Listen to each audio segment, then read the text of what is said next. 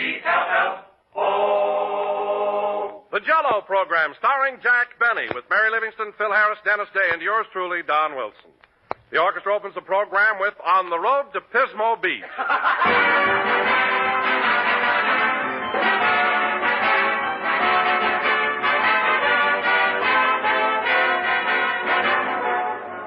You know, ladies and gentlemen, once Jell-O has become a favorite dessert at any family, it usually stays a family favorite from then on. Every day we get letters from folks telling us how they've been enjoying Jell-O for years and enjoying it more and more all the time. And there's a reason for this, too. Jell-O is just so downright delightful that once you try it, no other dessert ever seems quite so gay and beguiling, quite so rich in rare, tantalizing flavors as Jell-O. And another reason why Jell-O is such a year-after-year favorite in most homes is because it can be served in so many different ways, using Jell-O's 6 delicious flavors: strawberry, raspberry, cherry, orange, lemon, and lime. Incidentally, if you haven't tried strawberry and raspberry Jell-O recently, do so real soon. Both are now better than ever with a new, improved flavor obtained by using a natural flavor base artificially enhanced. And the result is something mighty distinctive, a truly unique goodness. Why not enjoy a grand dessert made with bright, tempting Jell-O tomorrow?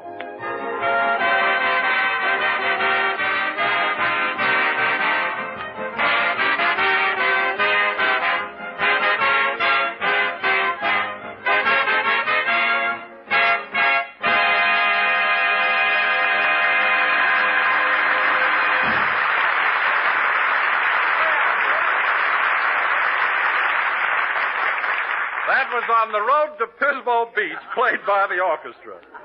And now, ladies and gentlemen, I would like to announce that last Monday, a great and well-deserved honor was bestowed upon our illustrious Master of Ceremonies. Oh, Don, do you have to tell everything? For many years now, the outstanding stars of Hollywood have been selected to inscribe their footprints in the forecourt of Grauman's Chinese Theater as a tribute to their supreme artistry. Don, please, I'm so flustered. So without further ado, I bring you the latest celebrity to achieve this great distinction, Jack Benny.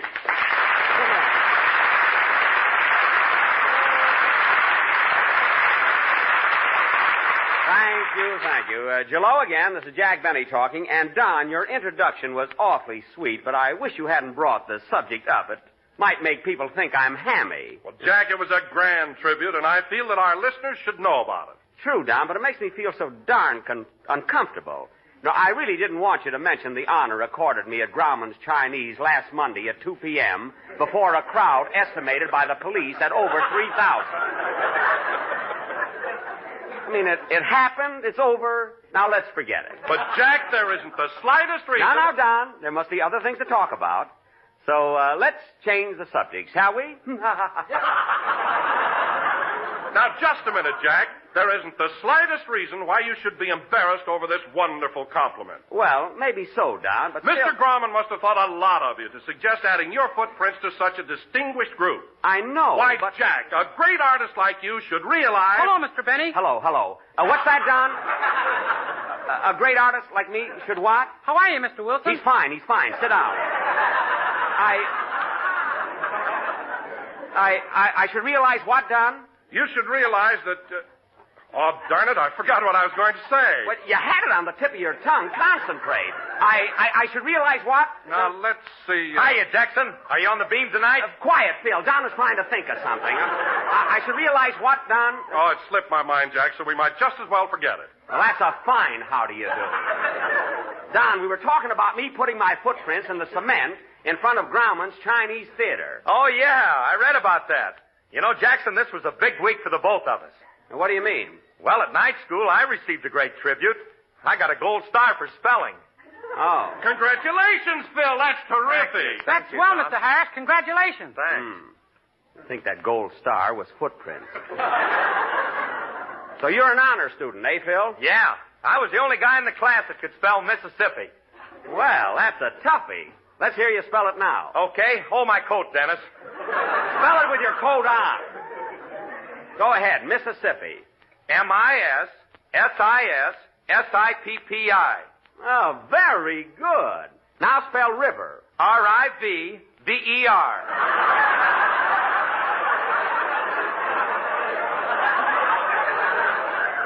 I knew it. Phil, you can now take that gold star and paste it back on a Hennessy bottle. No kidding, you ought to quit. Oh, hello, Mary. Hello, Jack. What are you talking about? Oh, nothing in particular. We're just fooling around. What's the matter? Didn't your writers prepare anything this week either? You mean Mink and Schmink? No, they said they needed a vacation, so they went to Catalina Island to write the program. Did they send you any material? No, but this morning I got a wire from them. It said, have just pinned script on Seagull. Watch for it.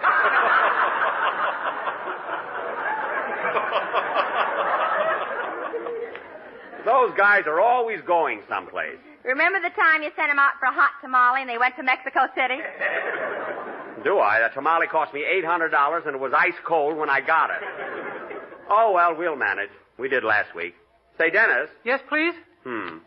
How about a song? Okay. Say, Miss Livingston, did you hear about Mr. Benny at Grauman's Chinese Theater? Hear about it. I was there. All right, Dennis, let's have your song. Talk about laughs. Who's talking about laughs? Sing, Dennis. What happened, Mary? Well. Well, Jack and I went to a matinee at the Chinese last Monday, and they were fixing the sidewalk there. All right, they were fixing the sidewalk. And Mr. Grauman happened to be standing at the box office. Yeah? So Jack went up to him and said, Mr. Grauman, as long as you've got all this wet cement here, how about paying a tribute to my supreme artistry? Now, wait a minute. So Mr. Grauman said, what do you mean? And Jack said, make with the footprints. He said that to me. Go ahead and sing, Dennis. Wait a minute now, Jackson. We want to hear this. Oh. Yeah, what happened, Mary? Well. So without waiting for an answer, Jack jumped into the wet cement and disappeared.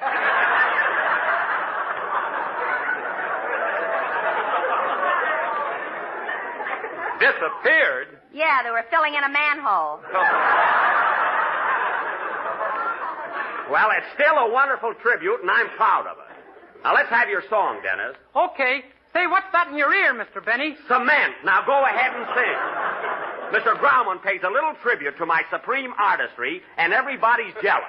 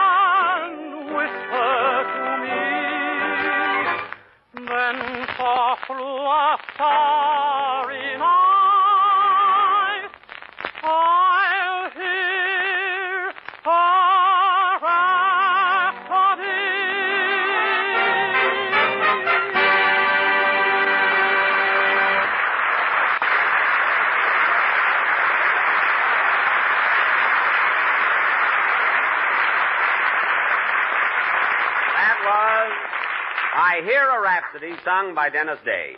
And now, ladies and gentlemen, for our feature attraction tonight, the Benny Hungry Hollywood Harlequins will present their version of that... Hey, wait a minute, Jackson. I thought you said your writers didn't work this week. That seagull came in while Dennis was singing. The Benny Harlequins will present their version of that sensational Warner Brothers picture. That masterpiece of human emotion. That gripping melodrama of the sidewalks of New York, City for Conquest.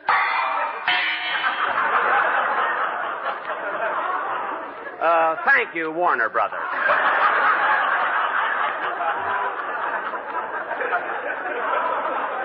Now, in this epic, nice of them to come all the way from Burbank. Now, in this epic, I will play the part as portrayed by James Cagney on the screen. That of a rough and tough kid who fights his way through the slums and grows up to be a prize fighter. And Mary... Why, Jack, how can you play that part? You're not the Jimmy Cagney type. I'll handle it. Now, Mary... Imagine you playing a prize fighter. That's just silly. Oh, I'll do all right. Now, Mary... But, Jackson, you ain't tough enough to be Jimmy Cagney. It ain't believable. Well, I'll try it anyway. Now, Mary... Mr. Harris is right. You're not tough enough. Oh, yeah? Put 'em up, Dave. Put up your jokes. I'll show you who's not tough enough. Oh, Jack, calm down. Why pick on Dennis? Well, you know how excitable I am. I guess I lost my head. Sorry, kid. Can I put my dukes down now? Yeah.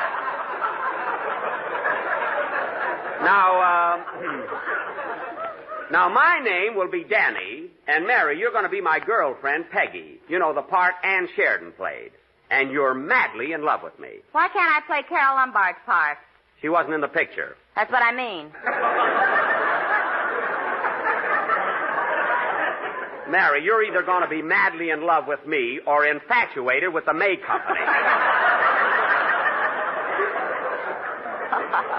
Now, Phil, you're going to be Eddie, my kid brother, a frail, artistic sort of fellow whose only interests are his books and his great love of music. Yeah? Yeah, you're high-strung and delicate, Phil, and your forehead suggests deep intellect. Yeah?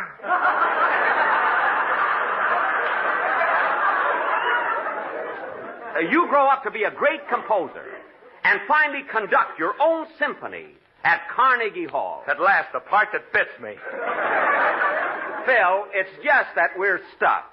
That part fits you like a mail-order suit made by a nearsighted tailor for a couple of other fellas. Now, Don. Yes, Jack? You have one of the most important parts in our play. You are the narrator, and you symbolize the spirit of a great metropolis. In fact, Don, you are New York. He ought to take a little weight off his Bronx.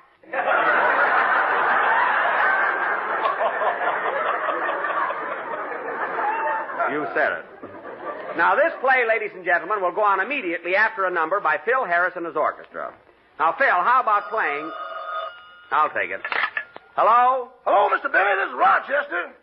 Well, I'm sorry, Rochester. I'm busy. You're going to be busier than that. I'm quitting.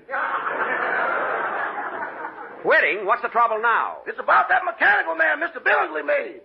You mean the robot? Yeah, he's breaking up everything in the house. You know that big grandfather's clock we got in the hall that runs so good? Yes? Well, Tempest has fused it for the last time.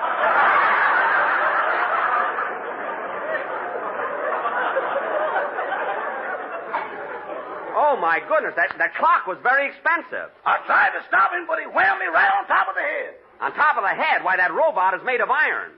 Did he hurt you? I won't need collars no more.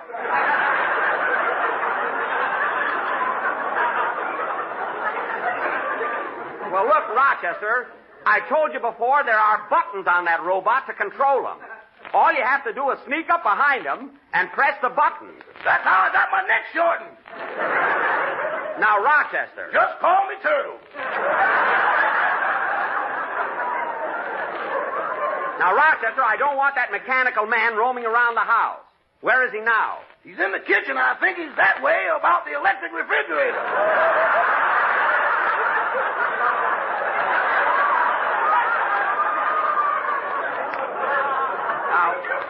Now, that's just silly. A robot has no emotions or feelings. He hasn't even got a personality. He has now. He's wearing your toupee. Well, take it off of him. Now, Rochester, this is no time for joking. I'll be home right after the program. Meanwhile, tell Mr. Billingsley to keep that robot in his own room. Okay. What was that? My neck just came out. So long, boy. So long. Play, Phil. I wish Mr. Billingsley would take a trip somewhere on his magic carpet.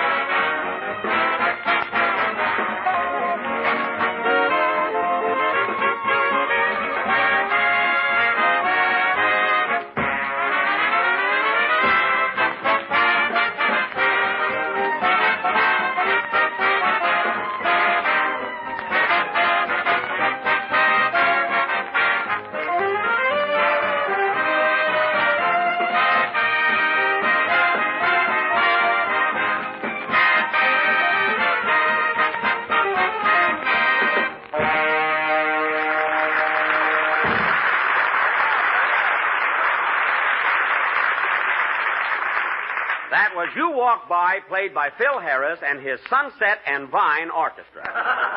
Sunset meaning they are playing right here on Sunset Boulevard, and Vine meaning they are just clinging to their job. And now, ladies and gentlemen, for our sensational melodrama, City for Conquest, Curtain, Music.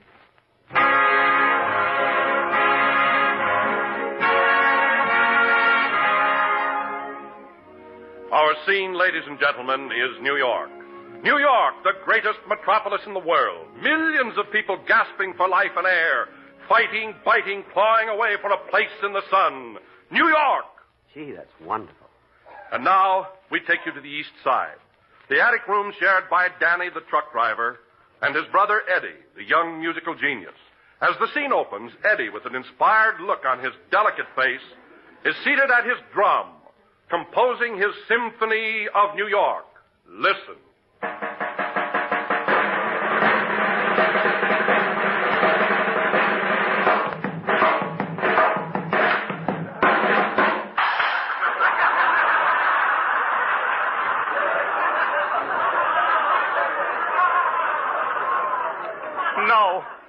No, I still haven't got it.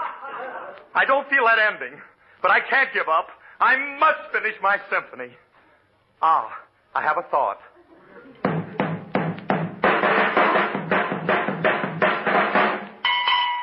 That's it! Now I've got it! Oh, that's it! That's the voice of New York! Hello, Eddie. How's me kid brother? Oh, hello, Danny. Why aren't you working this afternoon? My boss started an argument, so I slugged him. Then a couple of cops came along, and I slugged them, too. I slug everybody. Oh, Danny, you're always fighting. Will you ever pick up good manners by yourself, or do I have to learn you?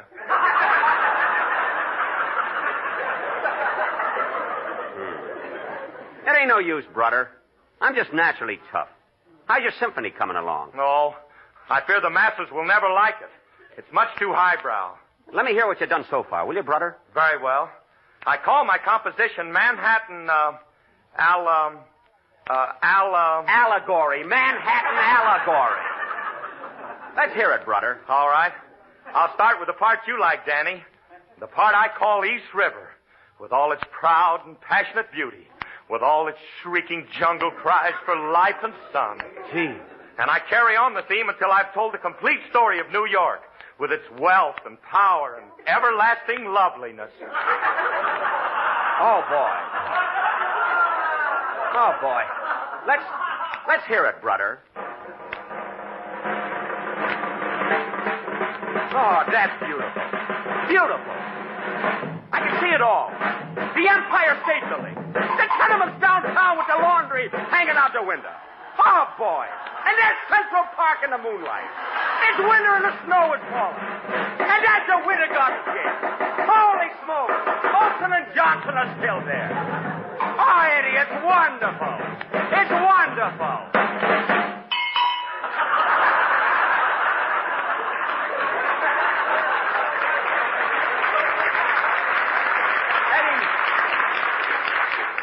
Eddie, you're a genius. But what's that cowbell for? Well, that symbolizes the burning of New York. You know, when Mrs. O'Leary's cow kicked over the lantern.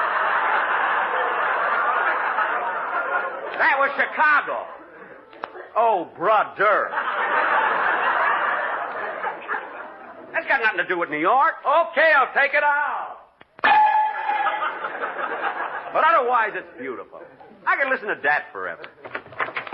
Oh, hello, Peggy. Hello, Danny. Get that girl out of here. A composer has no time for women. Well, Eddie, at least you can say hello to me, sweetheart. Hello, Eddie. Hello, babe. What you doing later? Eddie! Hello's enough. Gee, you look pretty tonight, Peggy. Is that a new skoit? Yeah, this is a new skoit. Is that a new shoit? Yeah. This is a new shoit. How do you like my shoit? Too toit around Detroit. Well, so much for that. Say, Eddie, how's your symphony coming along? Gee, Peggy, you ought to hear it. Gee, it's beautiful. Beautiful, yes. But who's ever going to hear it? Where will I get the money to complete my masterpiece? Oh, he's so high-strung. I might as well tear it up. I'll never achieve my ambition. Never, never, never. Poor kid, he's so sensitive. Also unbelievable. But don't cry, brother. I'll get you the money. I know what I'll do. I'll be a prize fighter. There's a lot of dough in that. A prize fighter? Oh, don't do that, Danny. No, Danny, you mustn't. You'll get your nose broken. With all this cement in it? Don't be silly. Your music belongs to the world, Eddie, to the world. And I'm going to see that Day gets it.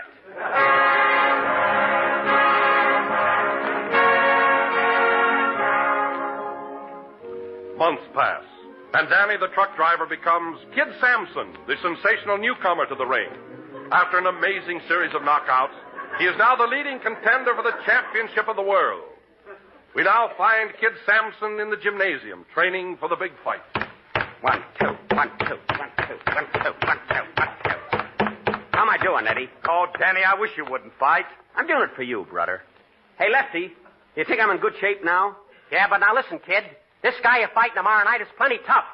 And you got to know how to handle him. Don't worry, I'll moiter him. Now, don't be too sure of yourself, kid. The champ's got a habit of leading with a saddle portrait, and he's liable to hit you in the saddle reads a several good portrait. Oh, yeah. I'll remember that. And when you duck, he comes back with a little saddle force. Watch out for that Castle Sorcerer. You know, he's liable to file you with a saddle force to cerebrate to the kidneys.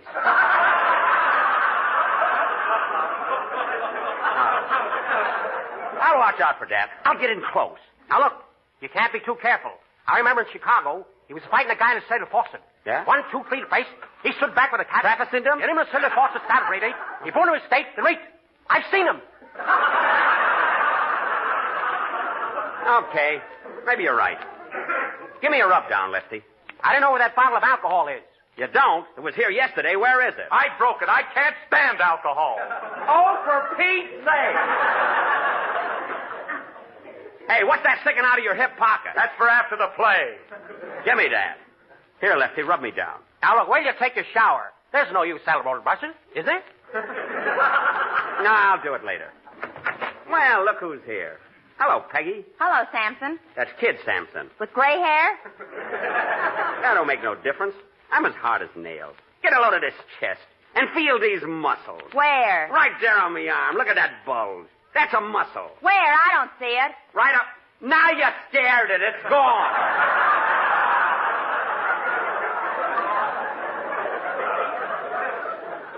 Well, I gotta leave you now, Peggy. I'm gonna get me rubbed down. Gee, Danny, you ought to get some new trunks.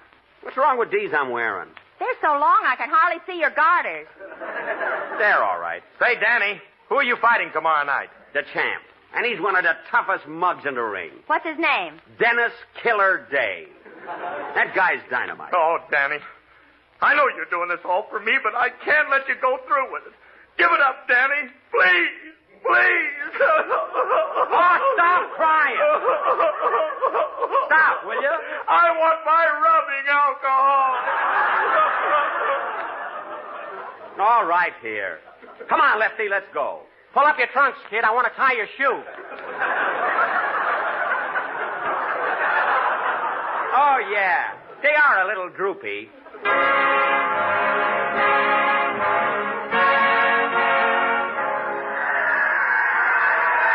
Good evening, ladies and gentlemen. This is Clem McNulty coming to you from the ringside of Madison Square Garden. We're about to witness the championship fight between Killer Day, holder of the title, and Kid Sampson, the contender. The killer is already in his corner, and here comes Kid Sampson, nervously pulling his trunks up. Whoops! He stumbles. He's up again. Darn, these trunks, they are too long. Get me suspenders, Lefty. Now, before the fight begins, we'll have a word from each of the contestants. First, Kid Sampson, the challenger. I'll moiter 'em. And now the champion, Killer Day. I'll get killed. Come on, let's get going. The referee has just given the boys their final instructions. They're standing in their own corners, nervously awaiting the bell. And there it is. The boys meet in the center of the ring, and Killer Day leads with a right to the jaw. Ooh. I'm sorry, Mr. Benny. Watch it, will you? I got me glasses on. Wait till I take 'em off. Kid Sampson removes his glasses. Ooh. And counters with a left to the referee. He can't see a thing without him. Oh, yeah? Where's that killer? I'll moiter him. Kid Sampson is staggering around, and Killer Day is moving in for a knockout blow. Ooh. The killer throws another one. Ooh. And another one. Ooh. And another one. Ooh. Ooh. Kid Sampson is down, and it looks like a knockout.